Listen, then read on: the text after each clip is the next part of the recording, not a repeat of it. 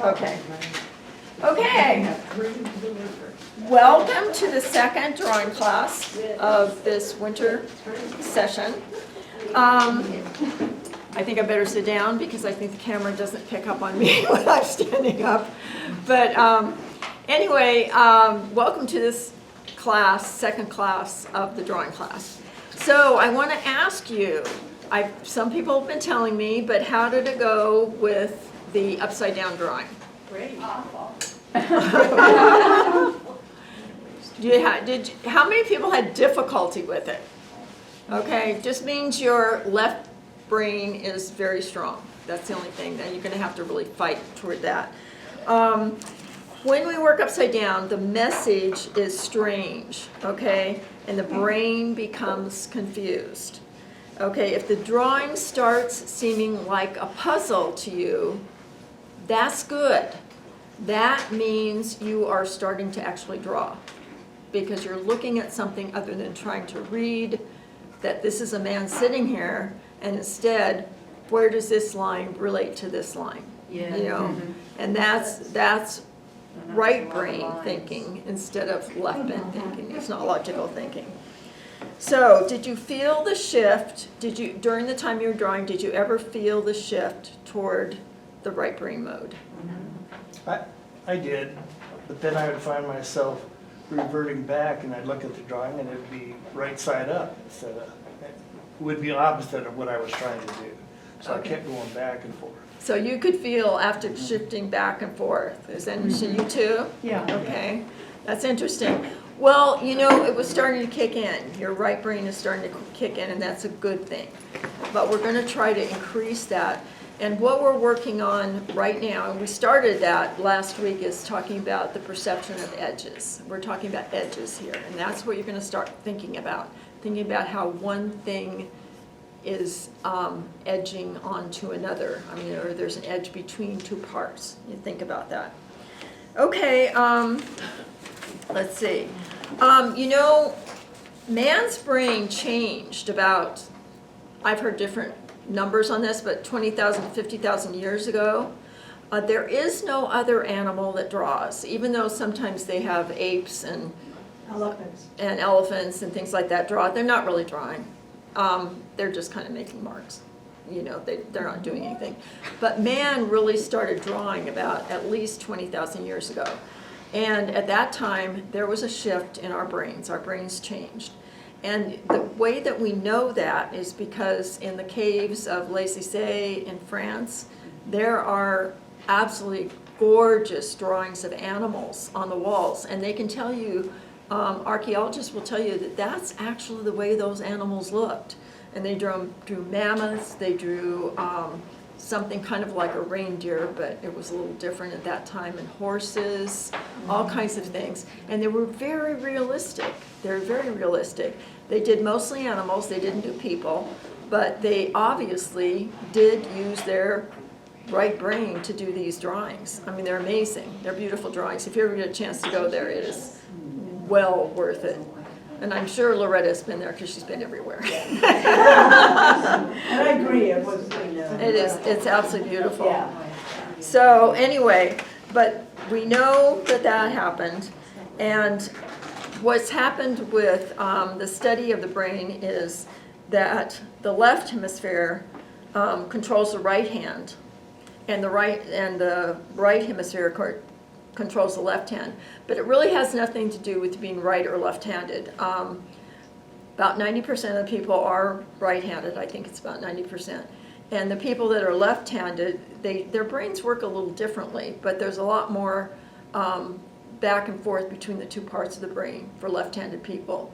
And left-handed people do tend to be a little more artistic. You know, with how few left-handed people there are, they tend to be more artistic than not. And it's because they have that correlation between the two parts of the brain. So there are different, what we know now is that they used to think that the left side of the brain was the smartest side, the dominant side. They used to think that was where all logical thinking happened. And actually they discouraged children from writing left-handed at one time because they thought that was bad. Anything on the left side of the, or, because the right side of the brain controls the left side, it wasn't good. It wasn't good. So there were fewer left-handed people many years ago, but they think it's because they were trained not to be left-handed. I mean, somebody said, you better not use your left hand. You better use that. And my daughter's left-handed, and I did not do that to her. However, I will tell you that scissors are made for right-handed people, and I never really realized that for a long time, and I didn't even get her scissors she had to learn to use scissors with her right hand, but because that's always available. But anyway, we don't think that the left side of the brain is dominant anymore. We actually know that both sides of the brain do higher level thinking, but the left is verbal and analytic, and the right is nonverbal and global. And that's really interesting because when the left side of your brain does something, it does it logically in a very logical pattern. The right side of the brain does not do things logically. It does things globally. So they see the whole thing, the assault, everything about something. And the right side of your brain has no sense of time. I talked about being in a zone. And that's what happens when you're in your right side of your brain. A lot of times you have no sense of time. And the right side of the brain wouldn't even know what wasting time means because it just does things. It doesn't logically think through, you've got to do this and this and this and this in the logical pattern. So what does this have to do with drawing? Okay, the ability to draw depends on whether you can access this minor, quote, in quotes, minor right brain. To do this, we need to suppress the left side of the brain. And, as I said before, if you're talking, you're using the left side of your brain, so you're suppressing it, suppressing your right side. If you're listening to music, you are engaging the right side of your brain. So that's why we have music playing in the class. So anyway, what we're going to do, let's see, I have these pages mixed up. We're going to be doing, you did the upside down drawing. What we're going to be doing now is a pure contour drawing. And that pure contour drawing is not just in this book that I'm basing this course on. It's how most artists are taught. When I first started doing art, I had to do blind contour drawings. That was required. So it's kind of been part of the experience of teaching art for a long time. And that's what we're going to do today. And we're going to start with that. And I want to tell you how to do it. I've kind of drawn a little format on my page because my page is too big for what I'm doing. I only want to use half of it. So you can use half of one of these pages and that's plenty.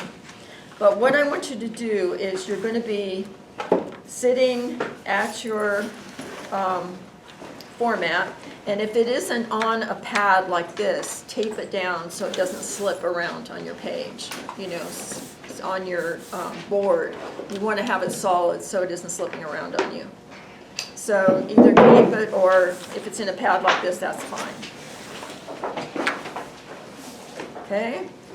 And what I want you to do is look at you, put your hand where your surface is, and don't start until I tell you because I'm going to be timing you on this. You're going to have 5 minutes to do this. But what I want you to do, let me just demonstrate, is turn your chair away from your page. So your page is over here, and you're kind of away from it, so you're not facing it, okay? And then I want you to put your hand, your other hand that you're not writing with, and squeeze it together with the fingers together so you have lots of wrinkles in your hand. So you have lots of things to draw. And what I want you to do is to start at any point on your hand and start drawing the edges that you see, the edges of the wrinkles, the edges of the side of your finger, the edges of your fingernail. when I tell you to start, make sure your pencil's on your paper and you are not looking at your pencil. You can't look at your drawing for the whole 5 minutes, okay? You've got to look at your hand. And just think about how one part relates to the other. Try not to name fingers, palms, things like that. Try to say, okay, I see this edge goes into this wrinkle and comes over here and does this wrinkle. And so always talk about how it's relating to each other, how each part is relating to each other. And as I said, I'm going to time you on this.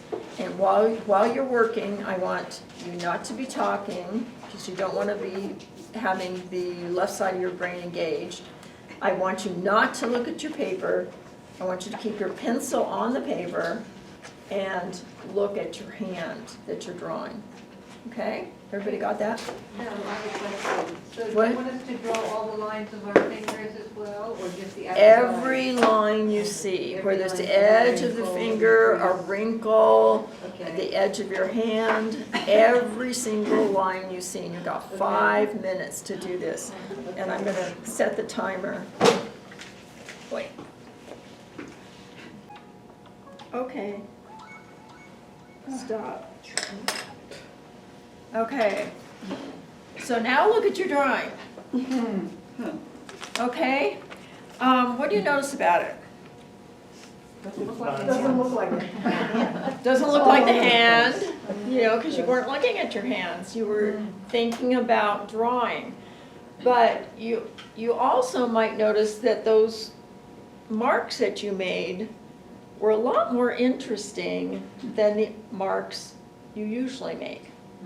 Because you were concentrating on what you were drawing and trying to put down what you were seeing, and you were really seeing it.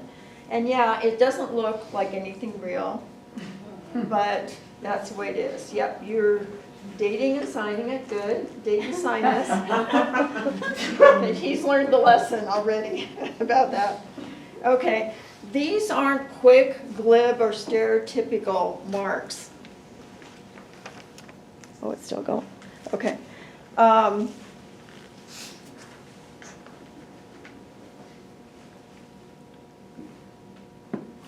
Pure contour drawing introduces you to the perception of edges and where things come together.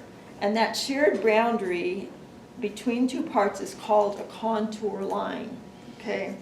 And it's a shared boundary, okay, between two things. It's a shared edge. And that's what we're talking about, doing edges. So now we're going to do a modified contour drawing.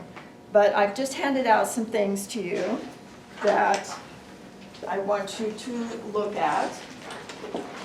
And the first thing you're going to do is take that Sharpie pen, not the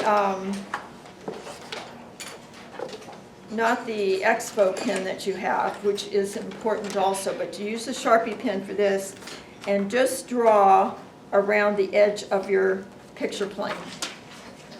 Right this, around the plastic area. Draw around that.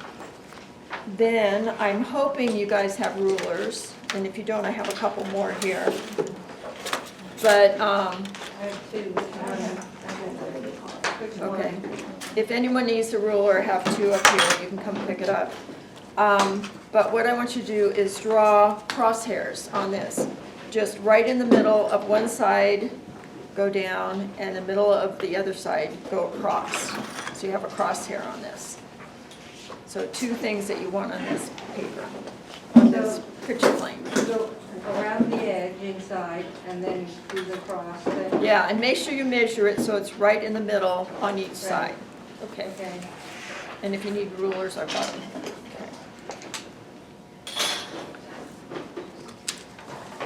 Okay. And you want us to use the pen to make the crosshairs Yes, in the Sharpie pen, so that's a permanent pen. on the paper or on the? On the plastic, put that on the plastic with the Sharpie pen.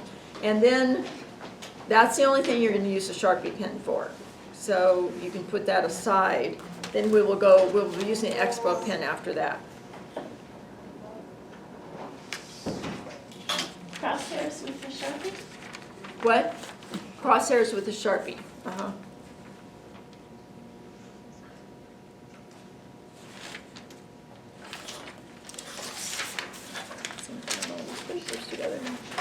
Okay.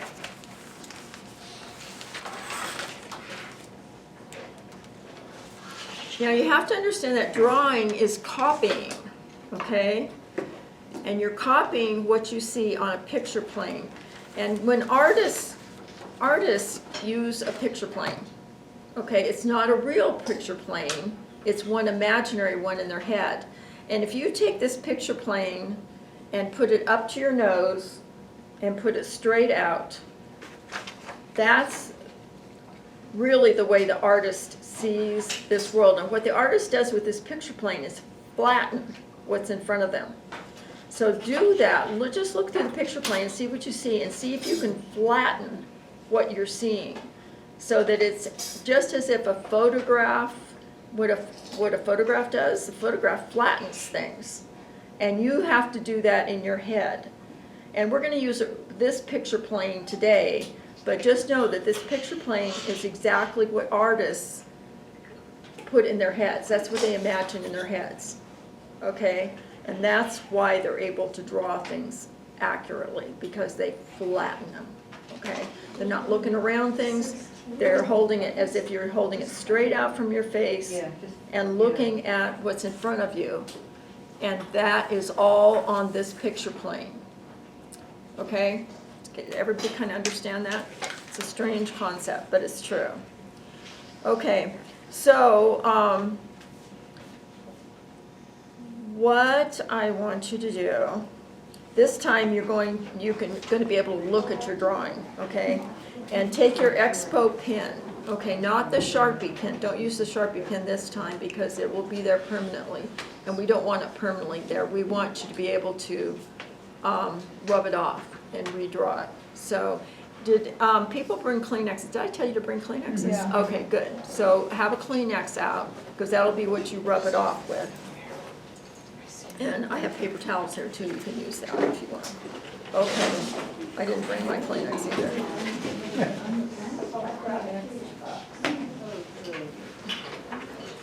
Okay, I'll make sure I get all the things. Okay, now, I think I'm missing something here. Whatever you need, yeah. And green or blue, whichever one.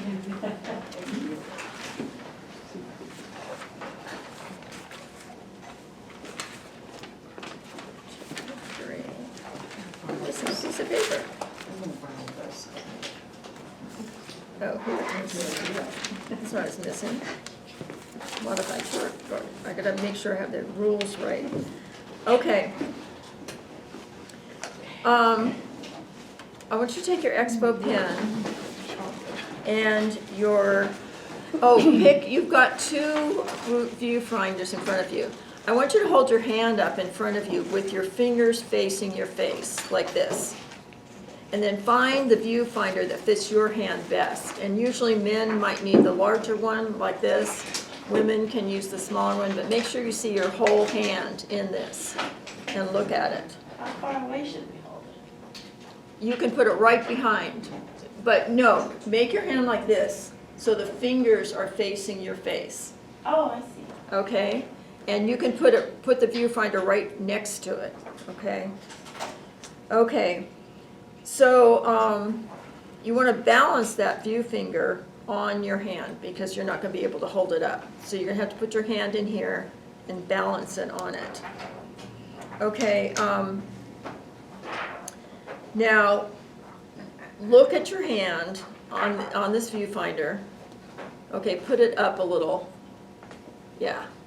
So you're looking straight at it, and close one eye. Okay, it's easier when you close one eye, you're getting rid of the 3 dimensions, so that's flattening it too. So closing your eye is a good thing, and try to keep your eye closed. And then choose any edge to start with and start drawing around your hand. Kind of the outline. So get all of the ins and outs You're not drawing all the lines in your hand this time, you're just drawing an outline of it.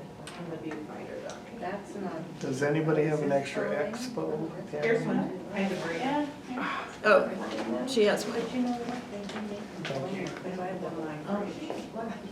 Okay. So what are we doing with this, Tricia? We're, sorry. You're drawing the outline of your hand as the viewfinder is resting on your hand. Yep, got it. Go around the outline of your hand with the expo pen.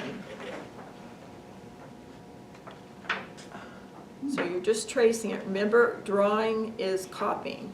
We're copying right now. My expo pen is not very good.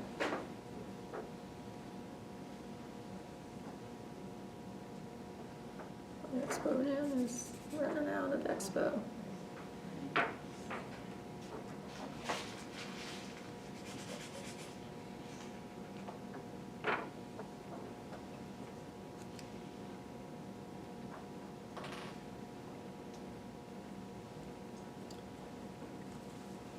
You can correct your lines, because this will wipe off, so you can wipe off parts that you aren't happy with and redo. Oh, it's on here.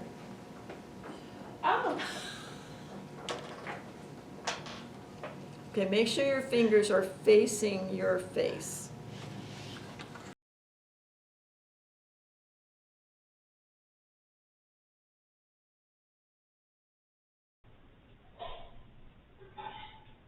In this section, we're drawing on a format. We've drawn a format on the paper, and we are using graphite to go over the whole surface and make a nice silvery finish on the surface. You want to have the graphite very smooth, and you want to have an even, kind of a medium gray section. You don't want to have it too dark. Just graphite over the whole section and just make it very, very smooth. And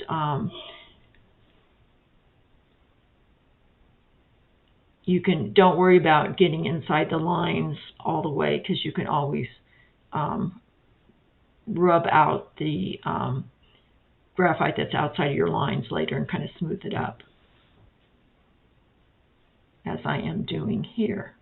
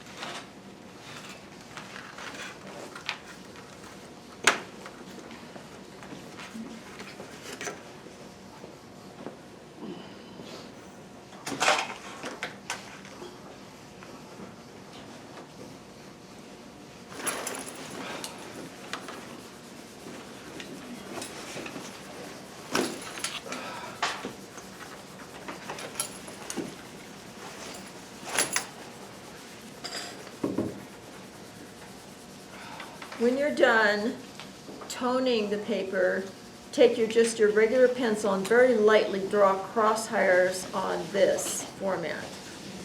Make sure it's not too dark. Bless you.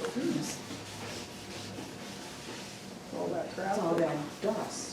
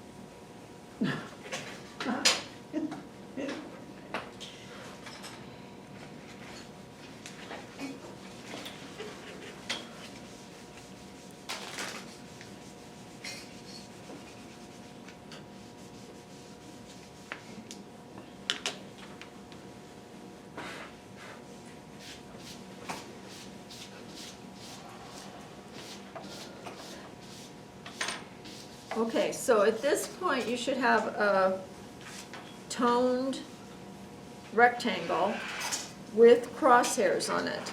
And you know you have the crosshairs also on your viewfinder. And so just lightly with your pencil, kind of trace the out, kind of, not the whole outline, but just maybe little parts of the outline of where your finger crosses, and think about where the lines cross the crosshairs.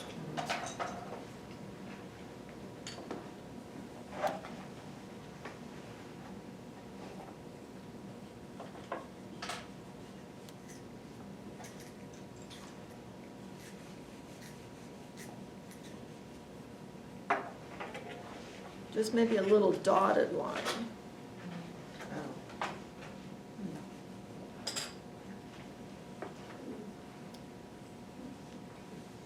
Just to kind of get the impression of what you see. Maybe I'll get to use the one we used to do our bag thing. Here's the flat one. Okay, after you have just the kind of impression of what you had, I want you to reposition your hand just the way it was before, with your fingers pointing toward your face, and just as it was with the viewfinder around it, but set the viewfinder aside. We're not using the viewfinder anymore. You're going to put your hand the way it was, as closely as possible to the same position. You want to close one eye again, and then just very slowly do the contour of your hand, what you're seeing. And about 90% of the time, you should be looking at your hand, not at what you're drawing. Okay, always be reading what your hand is looking like.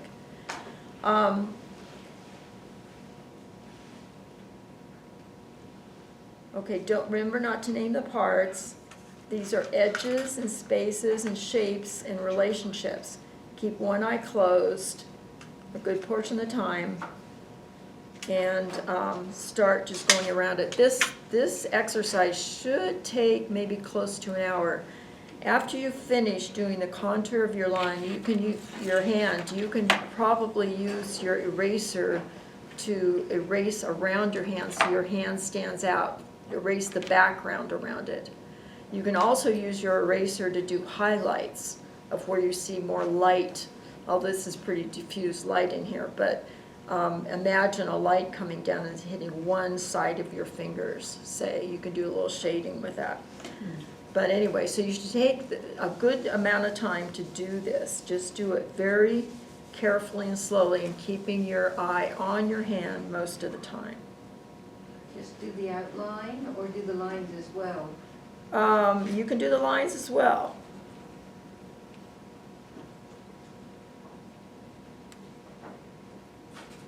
But first do the contour, the outside contour.